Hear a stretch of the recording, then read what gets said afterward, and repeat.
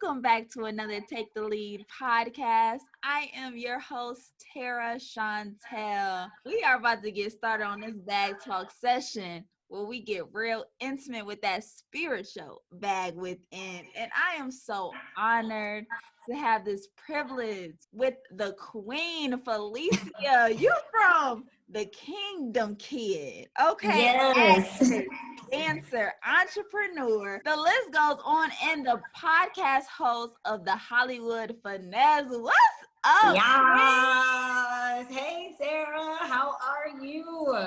I'm blessed. Thank you so much for joining Bag Talk Session. Absolutely. Thank you for having me. Oh, this is about to be exciting. Can you just tell us what inspired your journey from getting started in the entertainment industry? Oh my gosh, what inspired my journey? Well, I would definitely have to say for sure my dad. My dad was a comedian, so my household was just always like laughs. I would see him going in and out, going to the comedy club to work on his craft. And so just from watching my dad, I was like, I want to do that. I want to entertain. And so like in elementary, I was in my first stage play as a lead. Come on, lead. That was a sign right there. Right. So I was in cheerleading. I played basketball, which is crazy, up until like my senior year in high school. And so, but in between, I was always entertaining. Like that was my thing. Like I loved performing, being on stage, engaging with the audience. And so I believe that's basically how it started. Watching my dad, watching TV shows, and wanting to do that myself. Oh my goodness. I love how you want to bring light in this darkness right now. Absolutely. Like we need to, like that's the whole purpose of our lives, is to be the hands and feet of God here on the earth and live in light and love. That's it. I'm telling you. And what you told me before we hopped in, that you are constantly creating, and I look at that as serving others. Absolutely. That's true. You are truly serving the people, serving the culture. What does being of service mean to you and look like to you? Man, being of service, it's just being able to be willing to be selfless and put other people before your own needs. Not saying that you don't take care of yourself, because self-care is the best care, but just being able to, like lead in that way, because you are here to put on this earth to be a service to other people. And so I feel like the more I can help, the more I am actually fulfilled in return. It's kind of like I've read that what you lack in your life is the very thing that you're not giving. And so if you're lacking, connections or relationships or creativities, because you're not giving it to anybody else. And so I feel like that's what fills me and fuels me. Always have the right intentions and just wanting to work with people and just seeing ideas come to life. Like that excites me a lot. Wow. How you make the ideas happen and you're able to execute is a whole nother flex that you handle. True. Because you are creating the lane and you are creating these opportunities for yourself. How is that process of just creating? Well, it's kind of like, it's funny because I keep in my cell phone, in my notes section, I put a bunch of ideas down like all the time. I'm always like, oh, that's cool. Let me write that down, because I never want to forget. And then as the word said, you write the vision and you make it plain. And so going from that, it's crazy because I'm actually working on something that I'm actually going to post on social media. About 1 year ago this weekend, I was actually in Tulsa, Oklahoma at the Transformation Church First Conference. And so at that conference, Pastor Mike said, all you have is all you need.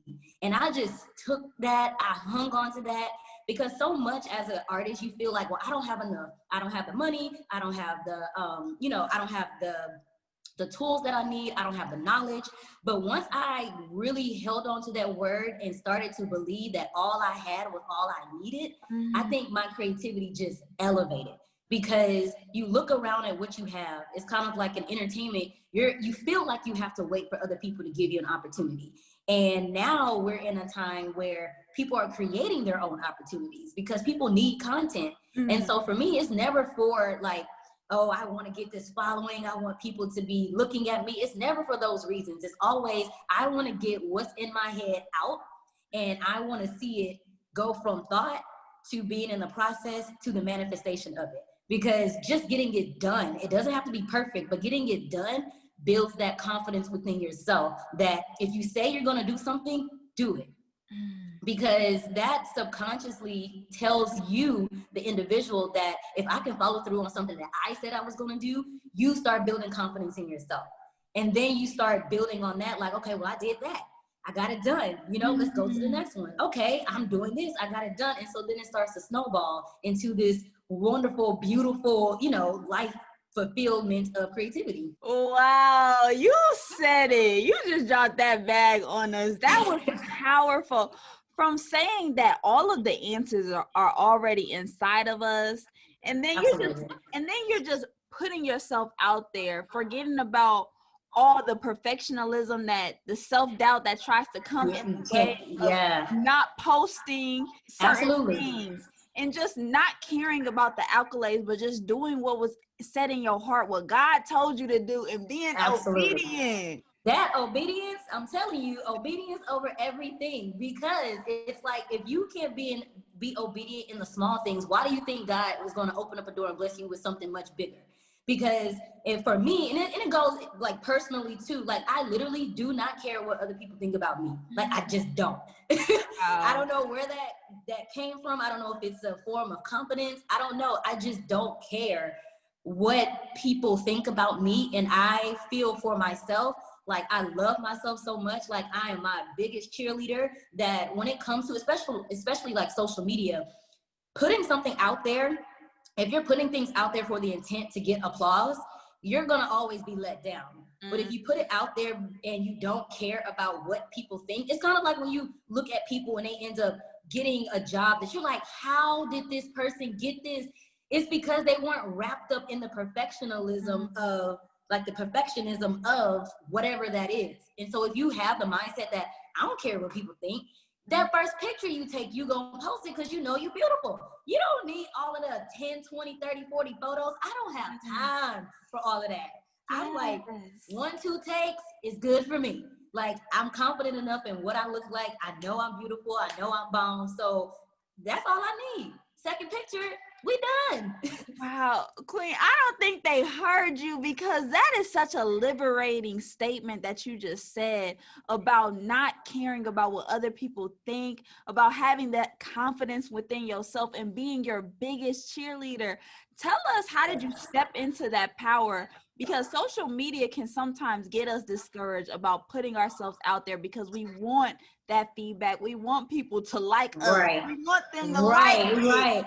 Well, you know, because not like, I would say for myself that I am my biggest critic as well as I am my biggest cheerleader. So I don't really put that on other people. And if we have to go deeper, I would honestly say that for me, because my dad was who he was in my life, I didn't need outside validation from other people. So especially when it comes to women, a lot of women don't have their fathers in their lives, and they don't really have that father figure. Like, my dad affirmed me. He said I was beautiful. He said he loved me. Like, my dad was like my best friend. So for me, growing up with that type of father that always like said that he loved me, he protected me, covered me, I think that built that confidence within me to know that I don't need that from other people. Especially guys. Like, I never was that type of person where I needed to have a bunch of boyfriends. To be honest, I was like, I ain't gonna never get a man, because if he can't be like my daddy, then I don't know. I'm not settling over here. I feel that. So I was okay with being by myself. And so when it comes to, you know, being a creative, especially in entertainment, where it's so much of the external and people looking at you and da-da-da-da-da, I think you have to, one, of course, like, love yourself, but also two, you got to dig deeper in, where does that feeling of validation come from? Like, why do I want people to validate what I do? Why do I want people to validate how I look? Like, why do you want people to do that? And so I feel like that always, that thin piece comes from the absence of a father. But then if you didn't have a father in your life, you have the highest, the almighty God in your life. So if you're not connected to him, that's another thing that could be difficult for you, in a sense of not feeling that validation, not feeling that love, and feeling like you need to get that from external things and people. Wow. And that is beautiful, the relationship you have with your father, because that father-daughter relationship can really impact a woman's growth. Absolutely. And I see that more than ever, the era that we're in, a lot of promiscuous women, a lot of women not having Child. that respect for themselves. Can you give our young ladies some advice about having that self-respect? I would say I don't know if it was because I grew up in the South. The first thing I would say to somebody is, and I know it plays a lot from being from the South, like your parents, your grandparents, it said that you better not go outside this house and embarrass me.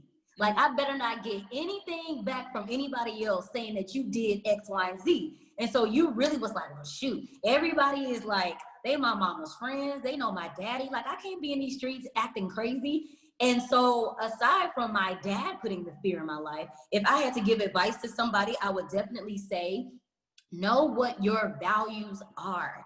Like, know what you got to have values and morals. So if you live your life standing upon your values, like my values is God, my family, my health, relationships, impact, and significance. Those are my values. So when you know your values and you have them in line, put them in order, because every relationship that comes in your life should be aligned with your values. And if you have your values in order, that's even more important, because if we talk about relationship and you say God, husband, family, but the significant other says God, work, family, the values are not in alignment, even though they're both on the same page, if you know what I'm saying. So if somebody is living their life according to their values, your actions will line up with what you say you believe.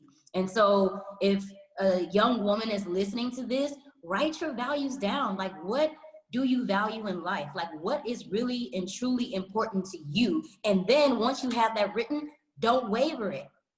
Don't go back and forth with other people, because if they aren't aligned with what you have written down about yourself and what you believe, they don't deserve to be in your life. And then your actions will line up with that, because you said, I value family. But what does that mean? You know what I mean? Like, I value relationships. So you're not going to be messy in a relationship. You're not going to talk about people and gossip, because you value that. But if you don't know that and you don't know what you believe, it's kind of like if you don't stand for something, you will fall for anything. Woo. Come on, preacher. So that's what it is. It's like if people just don't stand for anything. And that's why you get so many young girls just out here doing whatever. Like, for me, it was like, I do not want my dad to have to hear anything about his daughter doing anything. Like, seriously. I mean, God, I really, to be honest, my dad passed away in 2014. And if I'm going to give you the nitty gritty honest truth, I believe that my dad passed away thinking that I was a virgin, and I was okay with that. You know what I'm saying? Like, because I was like so afraid of, not in a terrifying way, but I just didn't want my dad to be disappointed. You know what I mean? And so when you really hold your parents at that regard and you respect your parents, that's another reason why you don't do a lot of things, because of the respect that you have for your parents. Just a beautiful relationship, because I see that is just missing right now. Parent kid relationships, like, it's no respect. It's no none. like, you have respect for your parents, and you don't want to let them down and disappoint them in any type of way, because you see the power and what they created for you and the life that absolutely incredible. That's incredible. And I'm just so sorry about your father, but how you are just standing so strong and having integrity, and just with your head held high, and just your spirit and resilience. I'm telling you, got an angel covering you. Thank you, child. I ain't gonna say it was easy in the midst of it all, but after the storm was over, after the gray, the light definitely, like, shined even brighter. But it's nothing like losing a parent. And so it's kind of like how you saying me being able to have that strength now, it's kind of like my dad passed me the torch. So it's your turn. You know what I mean? So that's what I felt like after losing him. It was like, all right, daddy, I got you. Let's go. How do you keep so positive after losing a parent like this, and not give up throughout all the obstacles that we are facing right now? It's really God. Having that relationship with God. I'm telling you, it's just being able to understand a lot more too. You know what I mean? Like, you begin to understand life, because we think our parents are immortal. Be like, my parents gonna live to be like 900 years old. Like, hey, they ain't going nowhere. And then, and then when life actually happens, like when that happened, it really felt like, wow, like that was it.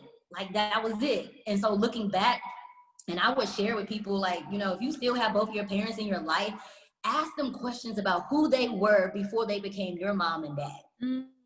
Like, get to know who they are, get to know their story, because a lot of your life will start to make sense once you find out who your parents are as individuals and as humans, and not as mom and dad. And so now, not having my dad in life, it definitely drew me closer to God, because I'm like, whoa, Lord, like it just got real. And so, you know, you really, like, having that protection and having that father, like, that's who God is. And that's who he should have been, you know, in my life all along. But you don't realize it until you lose something that you're holding on to so much. And then you're like, wow, okay, I get the lesson in it. I wasn't even upset. Like, of course it hurt, because that's my parent. At the funeral, I didn't even cry. I cry more now than I did then, because I was strong for my brothers and sisters. But it was really like, all right, God, what's the lesson in this? What did I need to know? And that was, I had a lot of resentment towards my parents in a way, because I felt like they should have did X, Y, and Z for me. Like, I should be you know what I mean? Like, my dad was a comedian. I should have grown up a celebrity kid. Why wasn't I a celebrity kid? You know what I'm saying? Like, respond. Come on. Hello. Like, this should have already been laid out, what y'all was doing. And so like, when he, you know, passed away, it really just, it grew me up a lot more. It allowed me to really have an understanding just about life, about, you know, not taking your parents for granted, learning about your parents, like what was their childhood like, because they only did what they could with the information that they had, and that's it.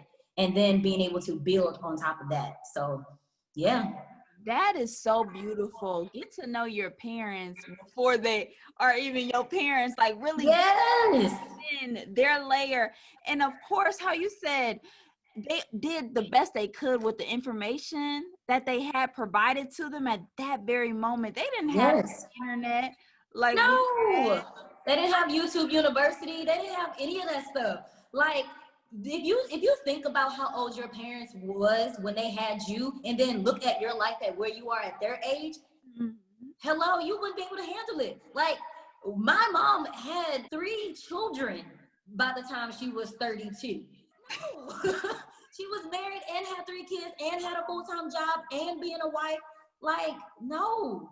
And now as women, we have so much more rights to ourselves and so much more freedom that we can really lead the nation now if we wanted to. Absolutely. Absolutely. And I can't, you know, I'm just so thankful for the era that we're in with the internet, because just imagine what our parents and our ancestors had to go through with the oppression and Absolutely. the beating down mentally every single day. I'm telling you, like, my dad would tell me all the time, he was like, you couldn't be a slave. I'm like, you're right.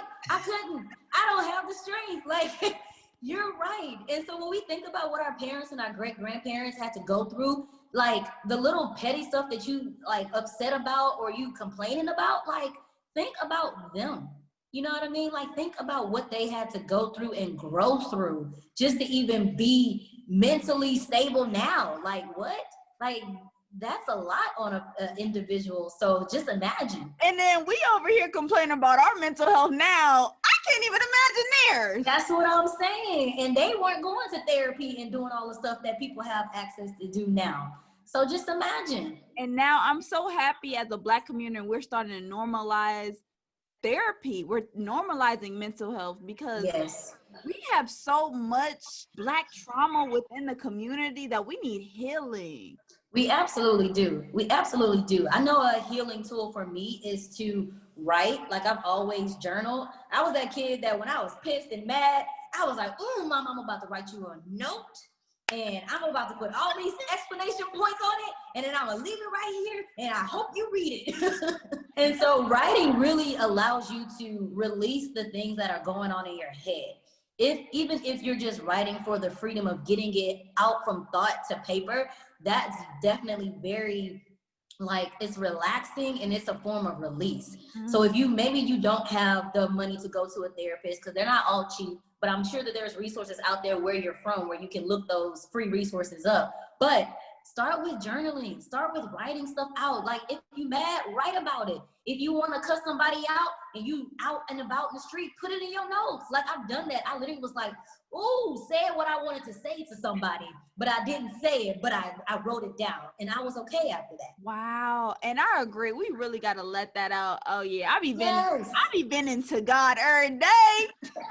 You have to let it out. You have to. It has to go somewhere. Because if it doesn't, all it's doing is just building up and building up and building up until something happens and you just blast off on somebody or something. And you don't want that. Wow, that is truly amazing. Just your healing process and with growth. And I would love to get your point of view about death because sometimes we don't know how to handle death and Right. like the meaning of life. Because I know now that you have experienced death, seeing Mm-hmm. firsthand so close to you, Right. what do you think this life is? You know, the meaning of life. Well, I really do think like the meaning of life is really to be able to walk in your purpose. It's kind of like there's this motivational speaker that I listen to. His name is Billy Alsbrooks, Mm, and he talks a lot about like just affirmations and of course like motivation. But something that he says that I always hold on to is that we are all strategically designed for greatness. mm, And so when you think about like life, it's bigger than your money. It's bigger than what's in your bank account. It's bigger than what you do for a quote unquote job. Like you were sent here on the earth for a purpose that's bigger than you. So once you start to like relinquish, number one, relinquish control over your life, you trying to do everything, mm. life will begin to open up. When you decide that I'm living for somebody that's bigger than me, like I'm here to be a vessel to be used, then life begins to open up. And understanding that we are spiritual beings having a human experience. So like there's everything around you is life, like the plants, like the trees outside, the air, the sun, the moon, the stars, like all of life is happening. So when you look at nature, I feel like for me nature is I'm so connected to God when I'm in nature, because I look around and I look at the trees and then I get like this spiritual vibration of, wow, look at how tall the tree is. That's how tall I am because the creator of that tree created me. Look how still these leaves are, unmovable, unwavering. And so you start connecting yourself with nature and you start realizing like all of life is happening around me and through me. And it's like life doesn't happen to you, life happens through you.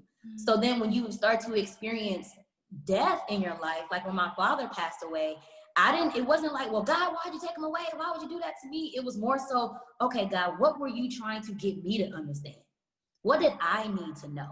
You know what I mean? Like, of course, your humanness, you're like, oh, like that was my father, like my parent, like what am I supposed to do now? But I began to ask God, show me what I need to know. Show me what I need to learn, even about myself. You know what I mean? Like we're here today and gone tomorrow. Okay, so how am I living my life? You know what I mean? And then understanding that there's life after the earth. And it's so funny because when I wake up in the morning and I thank God, I'm like, thank you, Lord, for allowing me to be able to live and see another day on this side of the earth, because there's another place that you will be that's eternal and everlasting. So I thank him for allowing me to see another day on this side. Wow, it's just so powerful how you switch the question to God. What are you trying to teach me? What can Yes. I learn from this instead of asking, why me? And that is just such a powerful mindset shift that you have created. Mm-hmm. And just realizing the purpose here and how we are all divine. We're all so special. Yes, like everybody on earth is special. Like there was a thought before you came here on this side because you were somewhere before you got here. You know what I mean? And so for people who may not be believers, that's okay. You know what I mean? But once you start drawing near to asking the right questions, then the answers will begin to come to you. And then you, as the vessel, begin to answer the questions through you. Hey, you powerful. I'm telling you, you got so much wisdom inside. Child, I don't even know. I don't even, it's crazy because a lot of times I don't even know where it comes from. I'm just like, I know it's God because I'm like, it's not even me. I don't even know half the time that I know a lot of things. And then also too, I read a lot of books. Like when I had my mentorship program and my mentors were in my life, they were wealthy human beings. And they always told me that leaders are readers. And I hadn't opened up a book since college before I met them. I was like, I ain't reading another book. I done got my degree. I don't need to know nothing else because that was a lot. And so when I started reading books, and if you read a lot and you absorb information, you may not think that you grasp onto things when you're reading, but when you're in conversation with people, those things that you read and you learned begin to come out at the right time. And you like, ooh, I don't even know where that came from. Like, you know, girl. Right, how you said earlier, you are just the vessel, giving all the glory to God. And I love your mentorship, how one thing you took away, leaders are readers. What else did you take away from your mentor? Ooh, child. It was a lot. Definitely understanding that there are successful habits that individuals have in place as to why they have success in their life. A lot of being a manager, like, and that's another thing that we were sent here on the earth to do. Like God said that we are here to have dominion, which means that we are here to manage. What are you managing? Everything that's in your life, meaning you're managing yourself, you're managing your finances, you're managing your house, you're managing relationships. Like you're here to manage things. None of this stuff is yours. It's not yours. God give you the blessings to enjoy, but they're not yours. And so once you understand that you're here to manage certain things, then life starts to not be so attached. Like you're not attached to things. You're not attached to people because you're like, I'm just supposed to manage. Like you're not mine. And even with relationships, I say that too. Even in the relationship that I'm in, it's like, he's not mine. He doesn't belong to me. Like he belongs to God, but I'm here to manage the relationship that God has given me. And that's what I'm supposed to do. And so learning from... So if y'all listening to this, my mouth is open wide. Please keep going, because that's just mind-blowing. Like just having success principles, like reading 15 minutes every single day is important. My mentors taught me that. They taught me about, you know, having intentions every single day. Like, what are your intentions? What do you want to get done? Having goals. It's kind of like there's a book called The One Thing. It's a really good book. I can't think of who it's by off the top of my head, but it's a great book because it talks about if you have like a 5-year plan. And so you're like, okay, this is my 5-year plan, but what's the one thing that I can do in the next year that's going to get me closer to my 5-year plan? Figure that out. Okay, well then what's the next thing that I can do in the next 6 months that's going to allow me to reach my 1-year goal that's going to eventually allow me to reach my 5-year? And then you just continue to break that down until you get to the day, that day. Like, what is the one thing that I can do today that's going to help and serve me in the week, that will help me in the month, that will help me in the year, that will help me to the 5-year plan? So it all goes back to, what are you doing every single day? And it's like, what you do repeatedly is the results that you're going to get drastically. It's kind of like John C. Maxwell said that people have uphill dreams with downhill habits. Your habits create your reality. And you know, people think like, oh, if I'm grinding, everybody want to grind. I'm grinding, I'm doing this just to say that you're doing something, but you want to be productive. You know, like you want to be able to, you know, have that, be a tracker. My mentors taught me that too. Track your day. What did I do today? Write everything down that you did today, and then look at it and be like, I was over here watching TV for 4 hours. I was on social media for 3 hours. Like literally write everything down that you do in a day, and then begin to, you know, gradually track your steps. And then you see what's working and what's not working, and then begin to change your habits. And once you change your habits, you change your mind, and then you change your life. Wow, listeners, I hope y'all picked up that bag Falecia dropped, because that is truly how you can be successful in this life. Just Yes. taking one day at a time like that. One day at a time. When you look at successful people, look at their habits, look at what they do every day. That's how you determine the results that you have in life. Anybody, to me, anybody and everybody is successful. If you got out of bed today and yesterday you wasn't feeling right and you were feeling down and you had a dark day, that's success. Like you got to give yourself those small wins.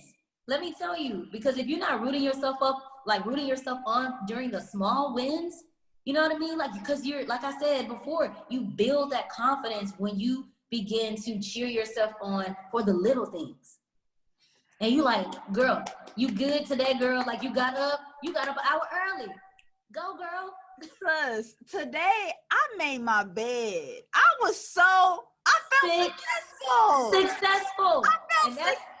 And that's the thing too. My mentors taught me that. They said too, how you start your day is how you will finish it. So if I would say something that's very important, I'm so glad you said that you did that today. Making up your bed is literally the start of your day. I'm serious.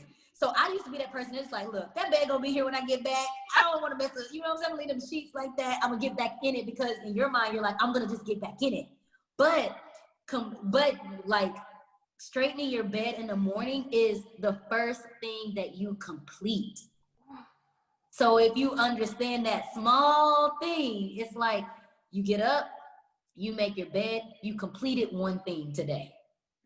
So now you can go to the next thing, and then in your subconscious mind, you're building on the things that you completed. You're like, okay, I did my bed, I woke up, I brushed my teeth, I ate breakfast, I put the dish in the sink, I put the dish in the dishwasher. Like, then you start completing things throughout the day. And then you end up looking back and say, look at all that stuff I did. And that is success to me, being able to check off your list, your day-to-day list, knocking it out. That is success. Yes, and nowadays in social media era, we're looking at success materialistically. It's terrible. Externally. Yeah. What does success look like to you? Success for me is a peace of mind. Come on. That is success. Success to me is being able to wake up every day, do what I want with who I want for however long I want. That is success. That is success. And understanding that when I'm fulfilled, when I'm creating, I'm being successful. I'm moving one step closer to whatever divine plan God has for me. Because he knows the plans that he has for us. But those plans are to prosper and not to harm us, to give us a hope in the future. So as long as you have hope in your life, you're moving one step closer to the bigger picture. But every single day, for me, having a peace of mind is important. That's success for me. Because there's very rich people, but they're broke in the spirit. Woo! So it's not that external. It's not this money. It's not this, because God is going to provide all your needs. So to be wanting to just have this just to have it, my mentor said that your bank account will match how you see yourself, which means that if you don't have the mindset to match an income, you're going to always fall. So that's why there's people that are in the entertainment business, that these big superstars end up killing themselves, because how they saw themselves did not match the type of income that they were making. Yeah. So if you have millions of dollars and that was your quote unquote success and that's what you were chasing, but internally you never grew, you never worked on yourself, you never built your mindset up, you didn't know anything about money, you're going to be broke in 5 years or less. Yeah. It's because you haven't matched your inside to match the outside. So your outside is going to become bigger than you. And then you're going to go right back down to how you see yourself internally. And then your reality is going to become that. That's why it's just so important to really heal yourself within. Like, focus on that bank account. We're not focused on the spiritual bank account. That matters the most, man. It matters the most. And that's why, the Hollywood finesse was birthed, is because I want entertainers and artists to understand, one, we should be the biggest leaders in the world. We should be, because we have the biggest influence. And the podcast came about because I want us to understand, and that's what I had to learn, that it was about the internal growth. That's what it was about. That's what we have to get right first before the outside can build you up. You know what I mean? It's like, it has to be, get our mind right, understand business. Business is you. You're the business.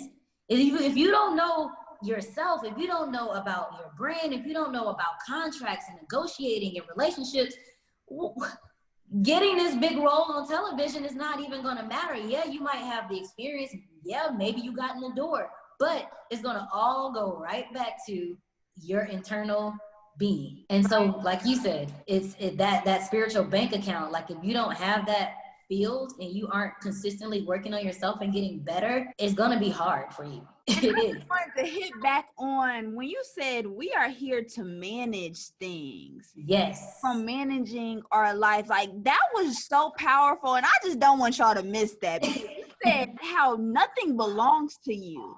You are Nothing not at all. And how did you get to that place of detaching yourself from the ego, detaching yourself from the materialism, detaching yourself from relationships like this, and stepping into that power? It took a lot. Like, literally with my mentors, they were in my life for 3 years, and I was not pursuing the entertainment industry. So for 3 years, I was working on myself. I was working on Falecia, like working on I was the chick.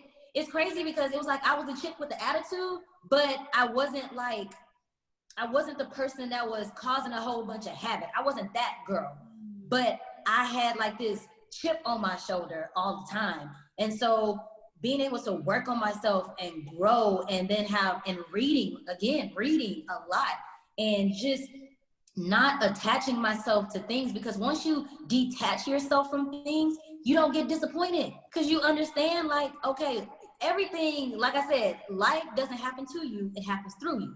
So when things show up in your life, you have to look at it like, okay, what does this mean for me? You know what I mean? Like, if I'm here to manage this job, how do I show up to work every day? How do I treat people every day? How do I, you know what I mean? Like, what are my encounters like every day? There was a lot of times where, you know, at the end of the day, I'm like, oh, Falecia, you could have did better. Like, I pray every day, like, oh God, please don't let me pop off on nobody, Lord, please. And then if it happens, and I'm just like, okay, you got to do better. You got to do better. And so just managing yourself, like, that's huge. Like, you got to understand how to manage you and not be attached to things. And that's something that my mentors taught me too. Is like, we have to become responders of life instead of reactors of life. Because when you are a reactor of life, you're always on the defense. But when you're a responder to life, you're on offense. Yeah. And when you're on offense, you can see the floor. Like, I played basketball. It's like you can see the court. You can see everything when you're on offense. But when you're on defense, you're like, oh, well, what this person trying to do? Like, why they trying to hustle me? They trying to out hustle me. They doing da da da da.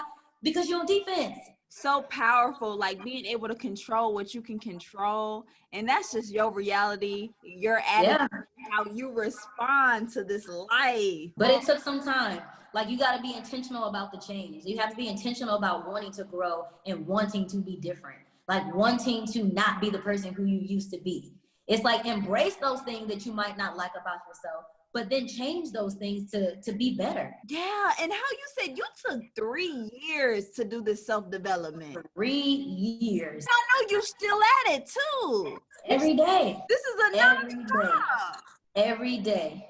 And I'm like, what if this life is for us to just really get right like that? It is. That's the thing. Like, this is preparation for the real big stage. Like, this is the preparation. So just understanding, like, working on yourself every single day, like, especially when you think about relationships. And if you think about who God is light and love. But above all, he's love. So then, even like with my relationship with my boyfriend, I look at our relationship and I say, how can I be like Jesus and love unconditionally? unconditionally. So when you think about it, you say that out loud, how do I love without condition? And then you really like operate in that. If things like make you upset, or things, or somebody does X, Y, and Z to you, you go back to that. How can I love without condition? Yeah. Meaning that it doesn't matter what anybody does to me. It doesn't matter like how X, Y, and Z did this, without condition. Wow. How do I show up in love without condition? Without the sun being out, without, you know what I mean? Like without you having the perfect job, the perfect gig, the perfect whatever, the perfect outfit, the perfect makeup. How do I love myself without condition? How powerful it is when other people are just not supporting, but you have that confidence within yourself to be operating and having that validation in this world like that. Because everybody's not going to cheer for you. It's sometimes like even with doing what I'm doing, and I'm sure you might have experienced this, having your own show, and there's people that you reach out to that are your friends that have yet to be on your show. But I don't, then that's another thing too, like I had to learn to not take things personal. Don't take it personal. Like don't think that somebody is doing something to you. You know what I mean? It's like not taking those things personal, but continuing to operate in your gift. That's all you can do, because if you're doing it to give God the glory anyway, what is done in the dark is going to come to the light. The last shall be first and the first shall be last. So it's like, cool. God got us. God got us in being able to trust our process. So how do you trust your process when we are planting these seeds and they're not harvesting right away? They're not clapping. We're not getting that standing ovation. How are you still enjoying this process overall like this? You have to love what you do. Like I know a lot of people always say that, love what you do, love what you do. But there's an affirmation that says, if you learning how to do things in joy, and if you have fun, then the funds will come. Woo!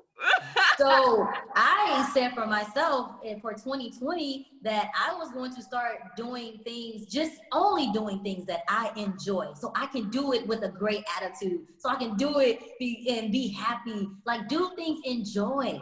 So if you do it in joy, your heart is vibrant, you're happy, you're having a good time. For me, like I said, completing is the cheer for me. Getting it done. So I'm enjoying the process because I'm doing it because I genuinely enjoy it. If I didn't enjoy it, I wouldn't do it. Yeah. So if you're doing something right now, for people who are listening and you don't enjoy it, stop doing it. Just stop. Because if you don't do it in joy, then you're going to always be frustrated. You're going to be like, this ain't happening for me. Like, oh, I got to get up and do this again. Like, oh, such and such called me and they want me to work for free and da-da-da-da-da. But if you do it in joy and you're having fun, the funds are going to come. They just are. And that's when you're just not going to give up like that. And that's what I realized, like the process is so much joy in that. And I'm not focused on the destination. My destination is when I'm meeting the Lord. So come on now. You have to enjoy the process. And no, it's not always easy, because I'm a person that's kind of like me and patience. Sometimes we don't get along. I'll be like, girl, get your life. But it's like I said, I had to start getting in a place of everything that I was doing it because I genuinely enjoyed it. Because before I was doing a lot of stuff I didn't enjoy, and so the process sucked. I was like, this is terrible. But then once I stepped into that if I want to create because I want to create, I'm going to start creating stuff that I want to create. I've always been that type of person. I feel like, I always want to do my own thing. I've never been a follower, ever. And so I think that helps me, because I never wanted to follow the crowd. I was like, if y'all doing this, I'm doing the opposite. And that's the thing, like with fashion, with shoes, I don't want what everybody got. I want the shoes that got the loud colors. There's only one of them on the shelf, because I know if I buy them, nobody else gonna have them, because nobody else, they didn't like them. So right now I see exactly what you said. I can just relate so much. I'm not doing what everybody else is doing. I'm seeing right now we're in an era where women are not wearing clothes, and I'm gonna wear clothes. I'm wearing clothes. Like, why do I want? And that goes back to my morals, having integrity. And it's like, Because again, I was validated by my father. Like why would I want to be online naked though? Like why? Like I can understand a bathing suit for a photo shoot or whatnot, but just being just willy-nilly, because you want your body to be seen, for me, that's just not my ministry. Now, people can do what they want, and I don't judge people. Like if that makes you feel liberated and all of that jazz, go ahead, sis. Go ahead, sis. Go ahead. But that's just not me. And I just feel like, especially during these times and where we are in social media, like there has to be, it goes right back to those people who have that influence. Like you don't have to be a celebrity to be of influence. There's people watching you right where you are. And so when you understand that you have a responsibility because there's people watching you whether you know it or not, and you take that on, then there's a lot of things that you probably won't do because you're like, in the back of your mind, you're like, I'm leading somebody. And if you know that, where are you leading them to? A lot of people are leading people into a doggone ditch. It's like, yo, where y'all taking these people? The blind leading the blind. Saying the responsibility as just a leader. And you all have the influence. People are watching. People are taking notes. People are inspired by you. And knowing that, what does integrity mean to you in Hollywood? And keeping that firm. It means everything. Let me tell you something. Hollywood is not as big as you think. Black Hollywood is even smaller. So your character and your integrity is going to lead before you get in any room, before you get in any conversation. Just know that. And so in Hollywood, like it goes back to understanding your values, doing what you say you're gonna do. Like for me, I always said that Hollywood is the most professionally unprofessional city I've ever lived in. Like, I don't even understand.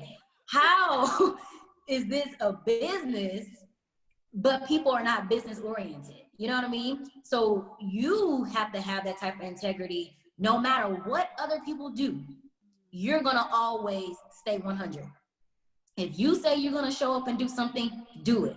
If you said that you're gonna be there, be there. You know what I mean? If you said that you would complete X, Y, and Z project, complete it.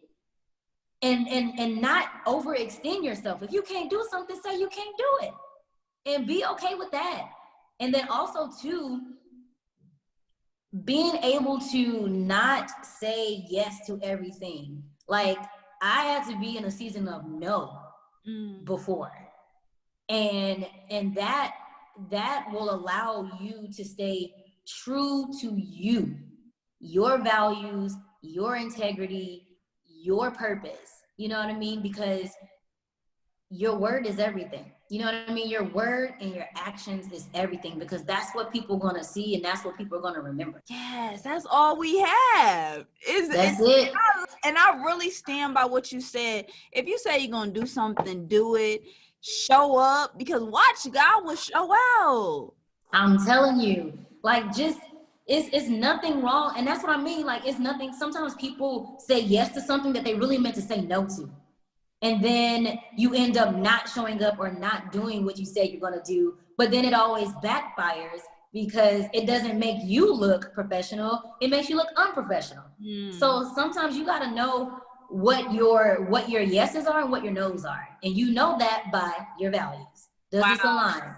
If they don't align with your values, it's automatic no. Don't say yes to a no. Right. And that's amazing how you said you were in a season of saying no. How was that? Was it liberating? What did you take away from that? It was great. It was definitely liberating. What I took away from it was I was able to have more time for myself and not spread myself so thin. And the reason why I was saying yes, it wasn't because I wanted to do all of these things. I'm the type of person, if somebody calls on me and they need me for something, I always want to do it. But then I found, again, that it became a situation to where I started not to enjoy, or I started to, not be happy because I was saying yes to everything. And yeah, I can be there. Yes, I can do that because these are my friends. And these are people that I love. And so when I was in my season of no, it was great. It was like, can I? No. Not today. No. No. I cannot. Not because if I literally didn't have the time and I had to like try to do all of this extra stuff to get something done because I was going to say yes, it was a no. It was a no. And so it was very like liberating because it's like I am in control of over my life in the sense of you are in control of your happiness. So and no, it's nothing. Nothing is wrong with no. It's kind of like my mentors said to me before. They said you say no now so you can give your best yes later. Oh, and I also want to talk about when people tell you no in acting in the industry. How do you handle those rejections to not give up like this and become unstoppable? I had to learn how to not take things personal and understanding that a no is just taking you to the next step to get closer to your yes. Because if you think about it, and even if you think about it in the spirit, it's like if you are in a place that you're not supposed to be at, what was for you is going to pass you because you were doing something where you didn't even have enough space to receive what was really for you because you were somewhere you weren't supposed to be. And even in being somewhere that you're not supposed to be, all things work together for good. So you still gonna get back on track, but you might experience some delay. So for me, in the whole rejection of it all, I've always been a confident person. Like I've always been like, like I said, I don't know where that came from. I've just always been confident. I've always known what I could do, what I was capable of. And I always believed down on the inside of me is something big, it's something great. And so when Hollywood says no, you know what I mean? Like when Hollywood says no, it just means that this was not for you. It doesn't necessarily mean that entertainment is not for you. You know what I mean? Because I think sometimes as artists, we get attached to, because I am playing the character, when someone says no, they're saying no to Falecia. They're saying no to me personally, like you, my friend, and you just told me no, or whatever. You know what I mean? So when you detach yourself from that and understand, like, this no, what did you learn from the experience? What did you learn from the audition process? What did you learn from, getting the call back? Okay, maybe this was a no, but it was a no now for a great yes later. Because then you're going to look back, you be like, God, I wasn't even ready, Lord. I wasn't even ready. What you was doing? I saw what you was doing. Like me having 3 years of personal development, I wouldn't have been ready for something that was going to catapult me into all of this, popularity. It would have crushed me. I probably would have messed it up for myself because I would have said something, because I would have been like, you know what I mean? Like, attitude. An attitude. I don't know you like that. Right. So the no's are gonna come. So that's what you have to understand. The no's, expect the no's, but the no's are just supposed to be there to build you up. For when the yes does come, you're already ready. Yeah, and that comes with patience and being able to trust God. Trust God. Trust that He already has a plan. I say that to myself all the time. Like, God, you already know what I need before I even ask. Yeah.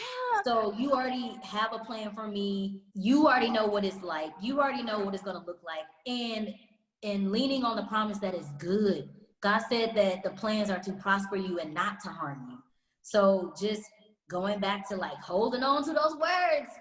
And you might feel like, oh Lord, I done said this like 3 years in a row. Like, what we doing? But it's just so funny that God already have our story written out for us. Already.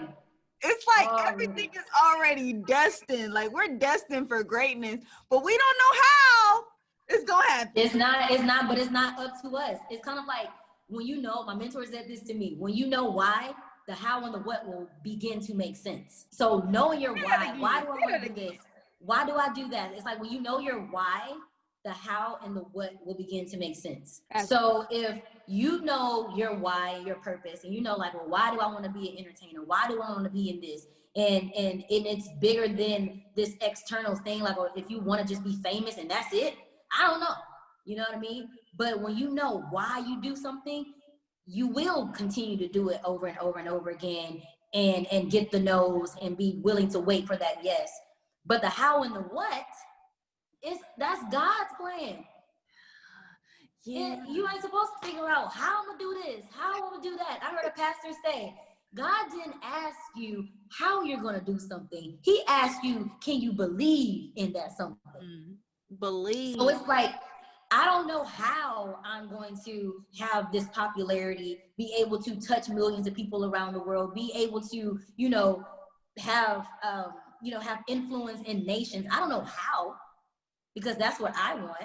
You know what I mean? Like in Genesis 12, like God said that I will make you a great nation. Like that's what I stand on. Wow. Like I feel like moving to LA, I was like Abraham. God said, move out of your parents' house to a land that I will show you.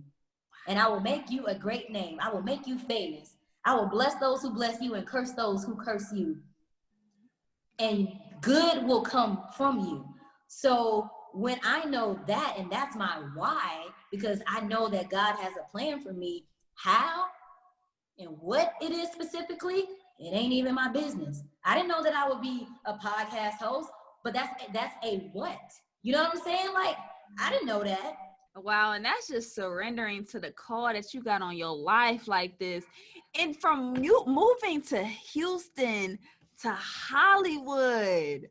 Child, I feel like, well, you don't have to rep. Come on, Houston! H-Town.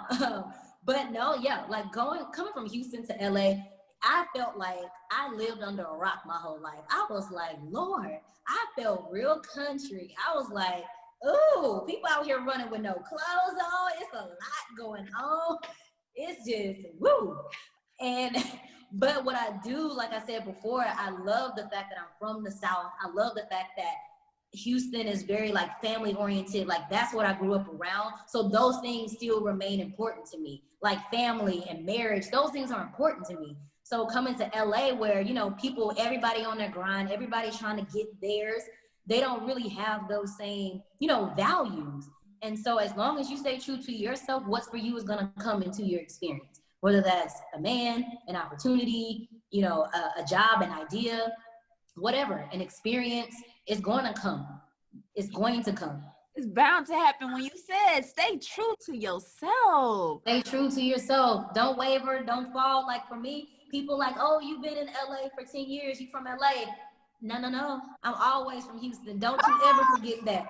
Always. So I'm never going to forget where I came from. Ever. Yes, ever. That's beautiful. Rep your city.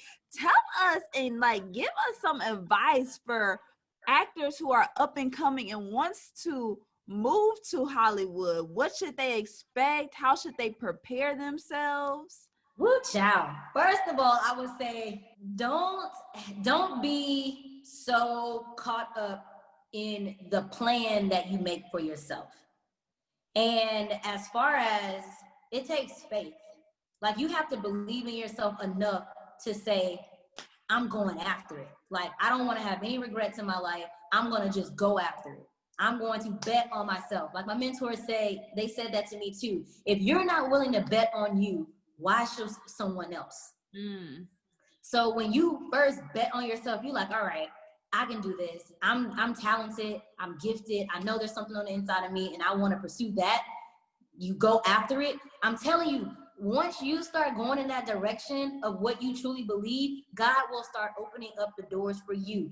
Opening up the doors in the how, how you're going to buy the plane ticket, how you're going to even move out here. Like, I would really definitely say it starts with faith, having faith in yourself and believing that there's something that's great on the inside of you that deserves a chance to go after that. And as far as like moving to LA, whew, child, first you're going to be shocked about the prices. So understand that it ain't cheap and that you probably will have to work a job.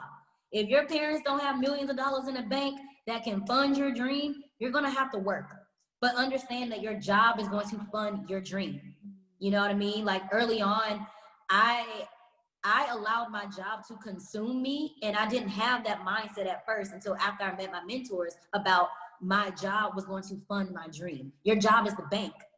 So when you do come out here and you might have to have a job, that job is going to fund you going to class. It's going to fund getting a photographer to take headshots. The job is in place for that.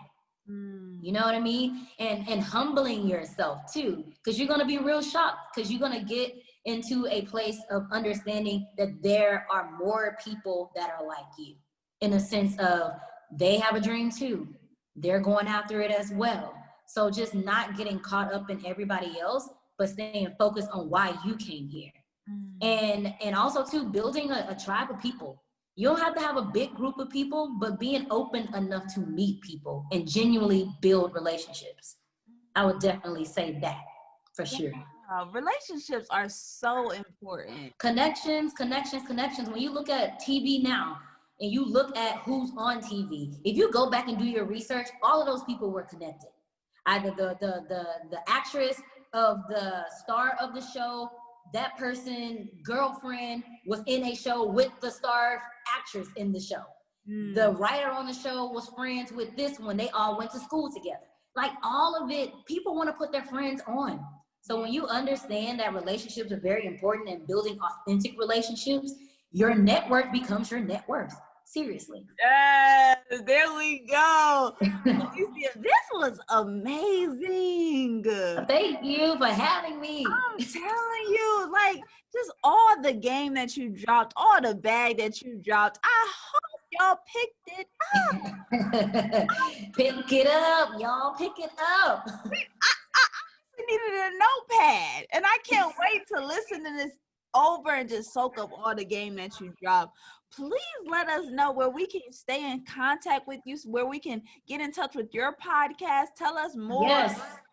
Yes. Okay. Well, you can get in contact with me, of course, on social media at my name, Falecia Dunn. That's FALECIADUNN. And that's on Facebook, Twitter, and Instagram. And you can catch out my podcast, The Hollywood Finesse, at www.thehollywoodfinesse, that's spelled FINESSE.com.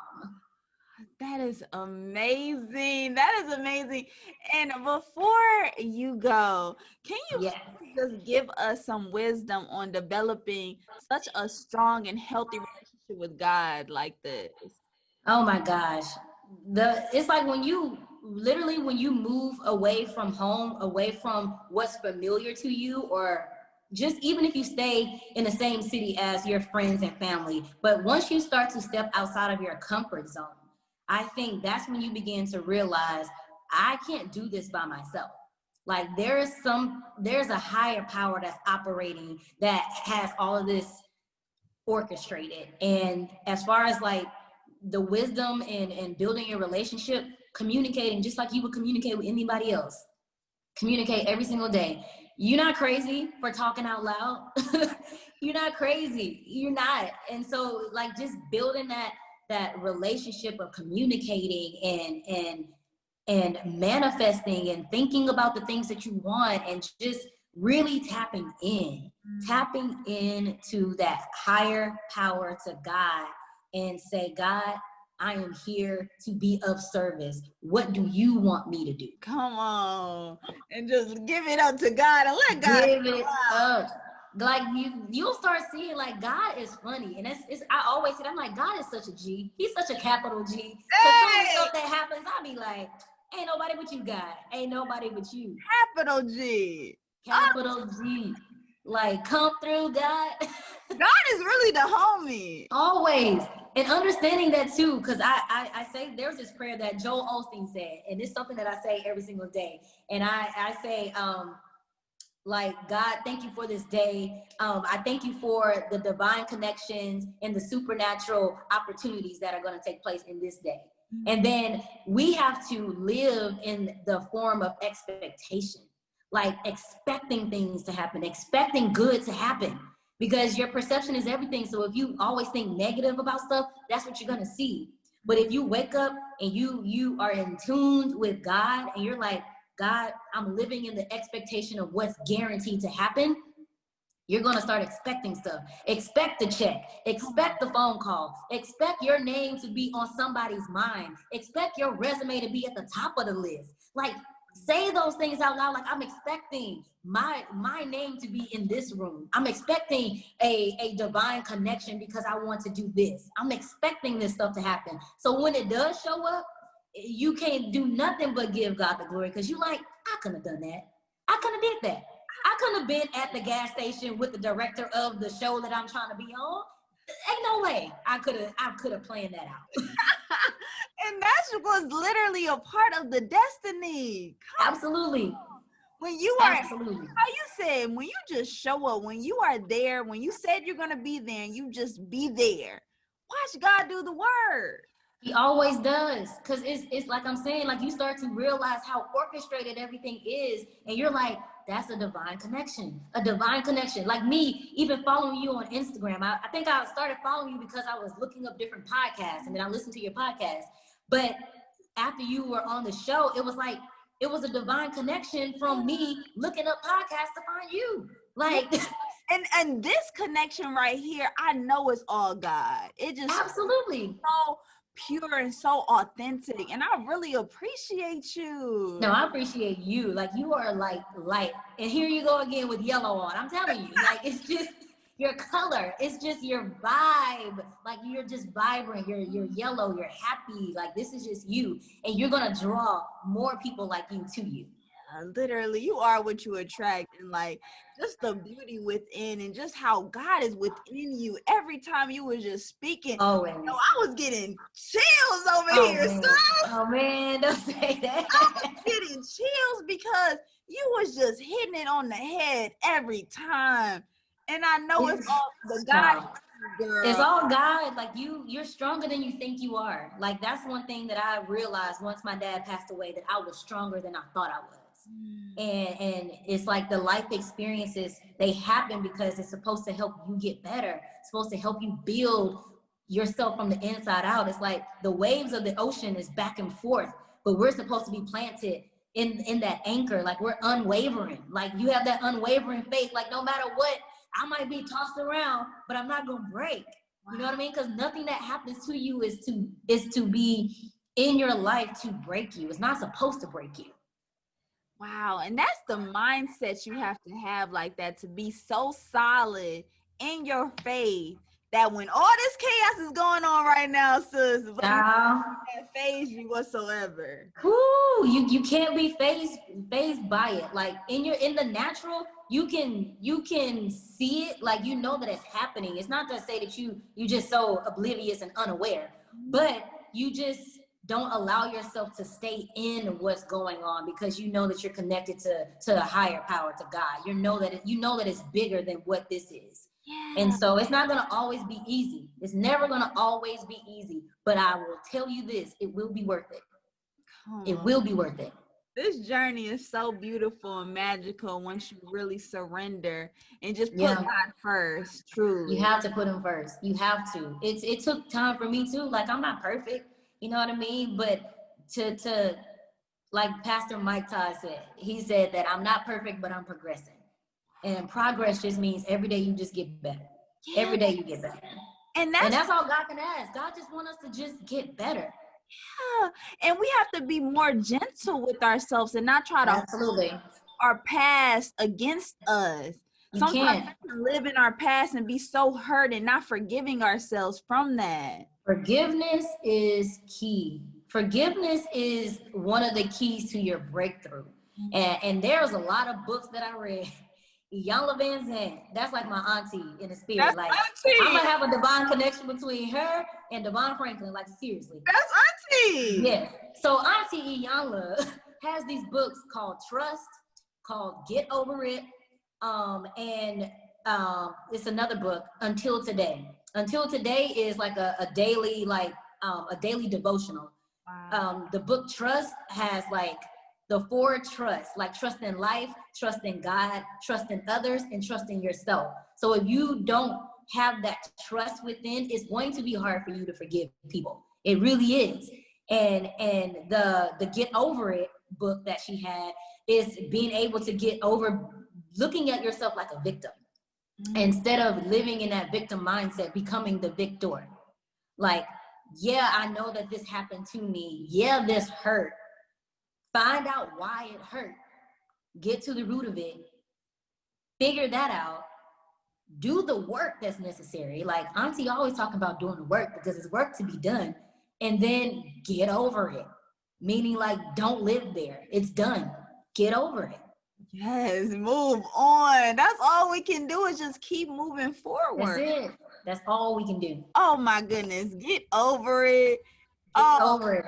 And it's not in the sense that it's not to say that your experience isn't valid. It doesn't mean that. But get over it means that you're not going to hold on to it. You're going to release it. Get over that attachment. Releasing it. I got over that.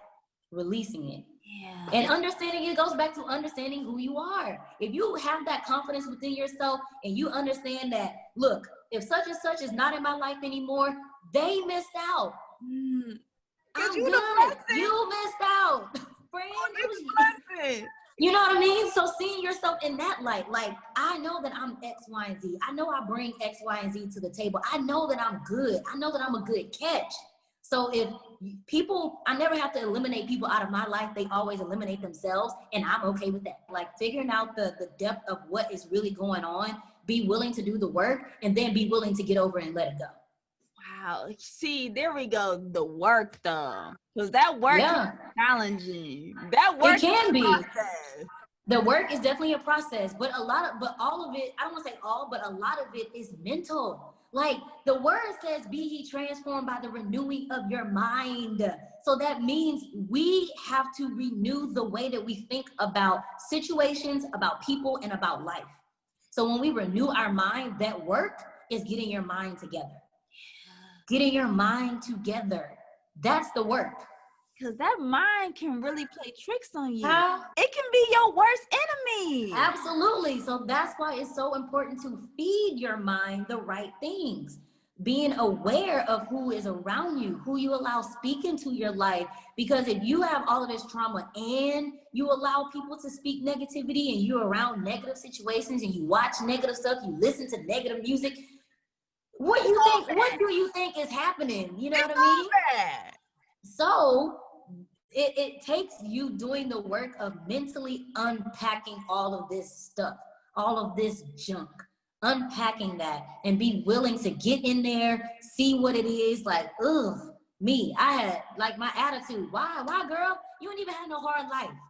Your parents wasn't on drugs. They had good job. Like, why did you have this? What you mad at, sis? Why you mad at? That's what I'm saying. So that was the work that I needed to do. But underlining that was, like I said before, I thought that my parents should have did better. So when I did the Iyanla Vanzant, again, has a book called like the 21 Days of Forgiveness. I think it's 21 days because 21 days set to habit. So for 21 days, I was reading this book and it was just forgiving. It's a chapter about everything, like forgiving your mom. And then it has stuff that you wrote out there. Like I was crying. I was like, oh my God, I didn't know that I was holding all of this stuff in. I had to call my mom and apologize. I was like, ooh, lady, I thought you was this, and this. And then hearing my mom's story, like having my sister when she was a teenager, which I knew, but really hearing the story, like what she went through with my sister's father and just the turmoil and having to go through like domestic violence, like all of that stuff, you know what I mean? And so it was like my work for me to get that chip off my shoulder that kind of made me angry. It was because I'm holding on to stuff that I thought my parents should have been doing. You know what I mean? So we carry stuff that we don't even think about. But when you start having the willingness because you really want to get better, you'll be willing to do the work. You'll be willing to cry. You'll be willing to talk about it. You'll be willing to just let it go because it's just too heavy. It's too heavy. And giving those people the grace. You have to give people grace because it always goes back to, people reflect what is really going on within themselves. So when you experience people that may be mean to you, that may say stuff about you, that may talk about what you look like and all of this stuff, that's a reflection of them, how they see themselves, and they're just reflecting that back on you. So it goes back to don't take stuff personal. Everybody's going through something. Everybody has a story. You might not just understand where they are in their story. So when you go back to understanding that, then you get back into how do I still love without condition? It all wraps around. It always comes back around. It really does. It really does. Nothing is new under the sun. Wow. And I feel like this life can be so simple, but we just make it so difficult. We make it so complicated. We just want it to be complicated so we can complain and say this is why X, Y, and Z ain't happening. We live for the drama. Like, that's why they're the best sellers out here. That's the best sellers. That's why the shade room is out here popping. Because people live in the mess. It's like I can watch one video because I'm a curious person. Like I really be like, well, what is this? Yeah. But I can't watch too much of it because I'm like, okay, I gotta get off this. This is just too much. Like, and that's why I started on my Instagram. If you guys watch, I started the good news because I feel like there's gotta be good news in media, which means there's gotta be good things that people are doing if people are so drawn to celebrity gossip. Okay, why aren't we talking about the good stuff that they're doing? Wow. Why aren't we talking about that? You know what I mean? So that's what I felt like this is what I wanted to do. I wanted to share the good news. Just like Jesus shared the good news of the kingdom of heaven. I want to share the good news about people. I don't want to be messy. I don't want to talk about people. I don't want to be out here acting crazy. I want to elevate and lift people up. It's so unfortunate that the bad news outweighs the good news. Always. And that's because it's like people always want to kind of like live in that misery. You know what I mean? And just, but it starts with the people who are behind it though. You know what I mean? Like it could be a ripple effect if people was delivering the good news. Like we don't have to buy into the negativity if the shade room decided like, you know what? We only gonna talk about the positive things. We only gonna talk about the good stuff that celebrities are doing. We're gonna talk about that because you hear celebrities say all the time, I know the media, they always doing this, they tear me down and blah, blah, blah, blah. That affects people too. Everybody is still human. So we have the power, people who are in those places that have those platforms, you have the power to change the narrative. Yeah. Just, are you willing to do that? If you just want to, buy into what everybody else does, again, doing what everybody else doing. And that's why I feel like the term came followers, like with the whole social media, with Instagram, they wanted us to just follow suit and not lead the way. I'm telling you, like when you understand, my mentor shared this to me. He said that when you think about a school of fish just means like everybody going the same way, right? So when you think about why you had to be in school for 8 hours, it's because you were going to become an adult and be at a job for 8 hours. If everybody is going this way, everybody is in this school of doing the same stuff. So the moment you have somebody go the opposite way, it's, well, who's wrong? These people that are all going the same way or this one person? But when you think about people who are visionaries, it was one individual. It wasn't a school of people. It's like my mentor shared with me, they said that the masses have never done anything. The masses will always serve the classes. So that means if you don't find a way to become the classes, you will always be a part of it. Ooh, that's powerful when you really just step outside the matrix and realize what's really going on. You got to think about it. Like, why would you want, like, there was one savior, one savior, you know what I mean? Who was put here on the earth to be a living example, which means that he was a leader, which means if we're following the life of Christ, we should lead. Yeah.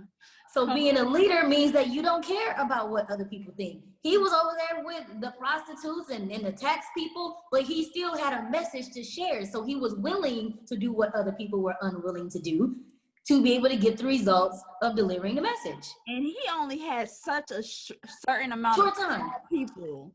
He ain't have this big following. 12 homies, and that was it. Come on. Quality over quantity, baby. Absolutely. So everybody doesn't have to go with you, and everybody doesn't have to understand at the beginning to get the picture at the end. Yeah. Everybody doesn't have to understand, and that's one thing that people have to realize, that everybody don't have to get it. Everybody don't have to get it for you to do it. Everybody doesn't have to get it because they don't got the same vision as you. Sometimes people are so small-minded, so it's hard to even explain your vision to people. True. This is true.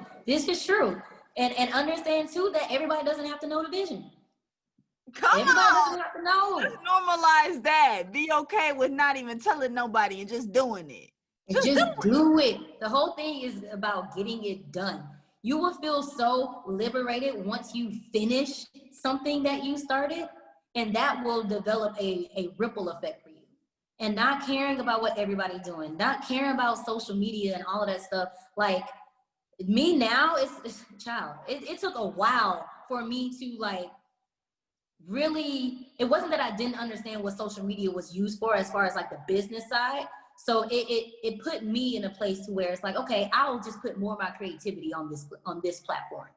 You know what I mean? Instead of not being on it at all. You know what I mean? It's like, if I'm here to influence, I can use my influence, my mindset, my, you know, my gifts, my spirit, my life to serve other people.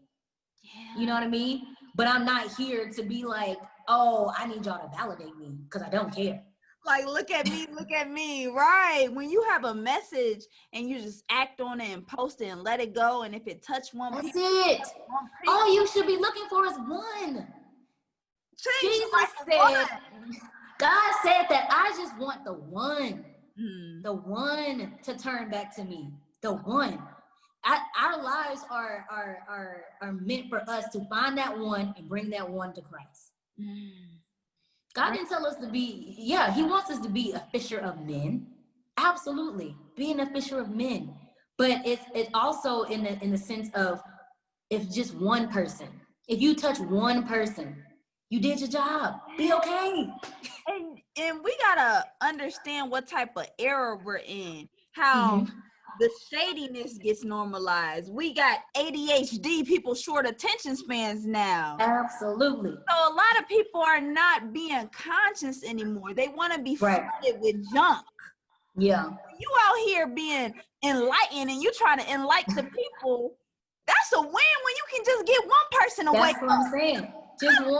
Just one person. Just deliver your message and understand that you're doing what you're supposed to do. That's all you can do.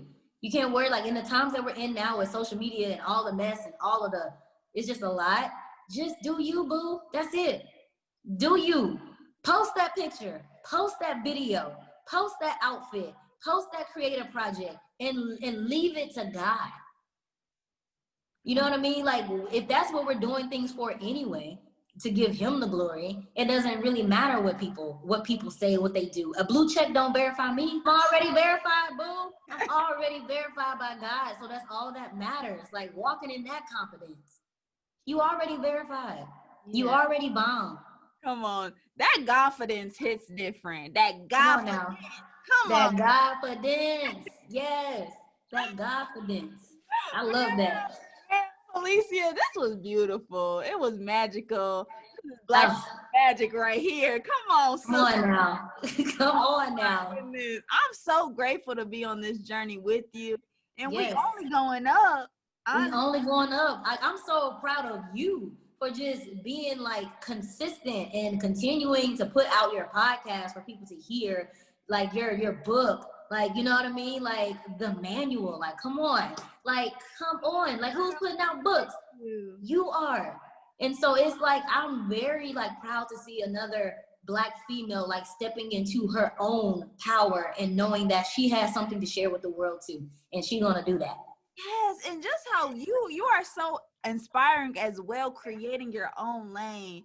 When I saw the good news, I said, wow, that is really, and it's so different, it's so unique, and it's so rare because you already know what world we living in. So you just being the light and shining light is so incredible. From everything that you're doing, just creating a whole lane. I respect you so much, and I'm telling you, I am here. And I'm so ready for us to just continue to build this friendship, Absolutely. Absolutely. Each other out here. Yes, we got each other's back. That's all it is. Oh, I appreciate you. Thank you so much for joining Bag Talk Session. Podcast. Thank you guys so much for tuning into another Take the Lead podcast. Falecia, you dropped that bag on us real quick. Hey. I hope they pick it up. Next time, I'll see you at the top, baby.